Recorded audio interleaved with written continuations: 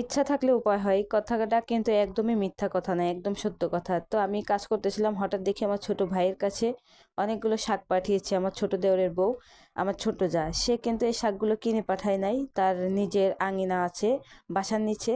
তো সেখানে কিন্তু অনেক রকমের সবজি সে আবাদ করছে এখন বর্তমান, বলতে গেলে কৃষি কাজ শুরু করে দিয়েছে। তো যাই হোক, এটা কিন্তু তার নিজের লাগানো, সে অনেক যত্ন করে এগুলো বড় করছে।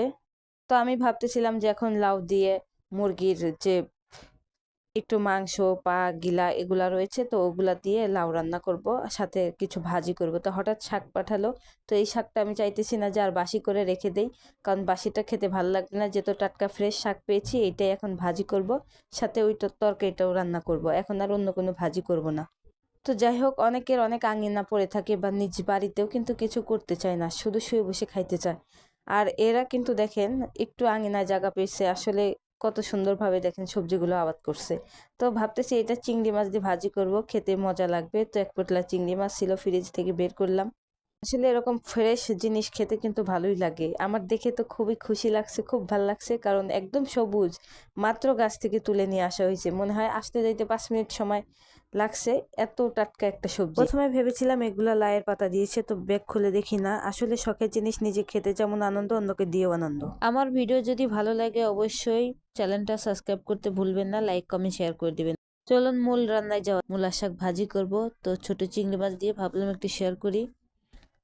তো এই তো আমি যেভাবে রান্নাটা করি ওইভাবেই রান্না করতেছিলাম। তো এইদিকে আমার হাতের খুরচুনটা খুঁজেই পাচ্ছিলাম না, চুলার উপরে পেঁয়াজটা বসিয়ে দিয়েছি, এদিকে পড়ে যাচ্ছে, তো এটা পাচ্ছিলাম না, অবশেষে পাইলাম। তো যাই হোক, এই ছোট চিংড়ি মাছের জন্য আমি একটু লবণ আর হলুদ দিয়ে নিলাম পেঁয়াজ মরিচ ভাজার পরে, কেননা এটা যেহেতু মাছ, একটু হলুদ না হলে কিন্তু ভালো লাগবে না। তো এই জন্য একটু সামান্য পরিমাণে হলুদ দিয়ে দিলাম, যে শুধু মাছের জন্য, কারণ শাকে তো আর হলুদ দিতে হয় না। তো হলুদটা দিয়ে আমি সুন্দর করে ভেজে একটুক্ষণ নেড়ে চেড়ে নিচ্ছি। এই তো শাকগুলো আমি কুচিয়ে ধুয়ে রেখেছিলাম, পানি ঝরিয়ে দিয়েছিলাম, এখন এই শাকগুলো দিয়ে দিলাম। এই শাকগুলো আমি আস্তে আস্তে দিব, কারণ এক মুঠো যদি সবগুলো দিয়ে দেই তাহলে কিন্তু হবে না। এটা কড়াইটা একদমই ছোট হয়ে গেছে, তো আস্তে আস্তে দিয়ে দিলাম, একটু প্রথমে দিয়ে নেড়ে চেড়ে কমিয়ে নিলাম, এরপরে যতটুকু আছে দিয়ে দিলাম। তো এখন এই তো সুন্দর মতো মিশানো হয়ে গেলে আমি এটা ঢেকে দেব, ঢাকনা দিয়ে কিছুক্ষণ ঢেকে দিলে এটা থেকে পানি বের হয়ে আসবে। আর এই শাকটা এত মজা লাগছে, একদম কচি শাক, ফ্রেশ, এটা একদম তেতো হয় নাই। অনেক সময় মূলার শাক কিন্তু তেতো লাগে, অনেকে খাইতে চায় না।